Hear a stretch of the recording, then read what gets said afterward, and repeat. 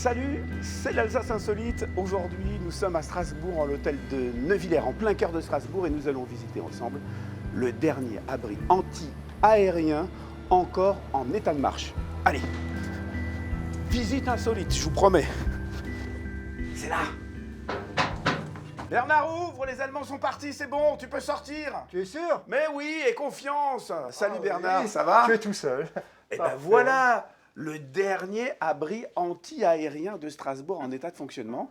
Et Bernard, toi qui étais le directeur de Habitation Moderne, c'est toi qui l'as rénové. En 90, Habitation Moderne a rénové l'ensemble de ses caves pour y mettre ses archives, puisque c'était le siège d'Habitation Moderne pendant plus de 20 ans.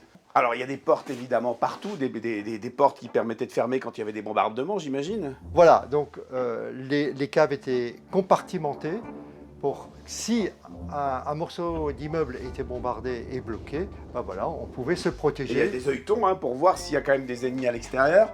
Coucou. Voilà. Et je pense que c'était surtout pour voir si c'était pas effondré, si on pouvait ouvrir Bah oui. en toute sécurité. Ça part dans tous les sens. C'est incroyable. Il y a 200 mètres carrés 200 mètres carrés pour 200 personnes. pour 200 mètres carrés. On continue la visite. Alors là, c'est quoi? Ça, c'est une pompe à air. Alors, l'air venait d'ici. Et pour vraiment renouveler l'air, eh ben, on mettait ce genre de pompe avec des filtres. Et donc, si j'ai dit que l'abri anti-aérien était en état de fonctionnement, j'imagine que les pompes fonctionnent. Les pompes fonctionnent. Allez. On les a pas vérifiées. Allez. Donc là, il tourne. On se sent mieux déjà. Il y a plus d'oxygène. Faudrait graisser un peu, mais Ah oui, il faut dresser un peu. avec un peu d'entretien, je pense. Oh là là, Bernard, quel dédale, c'est absolument incroyable. Évidemment, des tuyaux d'aération partout. Hein. Des tuyaux partout, Ouais. sachant que si l'immeuble était bombardé, effondré de ce côté-là, c'est la pompe là-bas qui alimentait. Et évidemment, si c'était l'inverse, c'est-à-dire si la cour était bombardée, eh ben c'est cette pompe-là qui se mettait en route. Et Donc la deuxième pompe. voilà, deuxième pompe. Ah, Elle va beaucoup plus facilement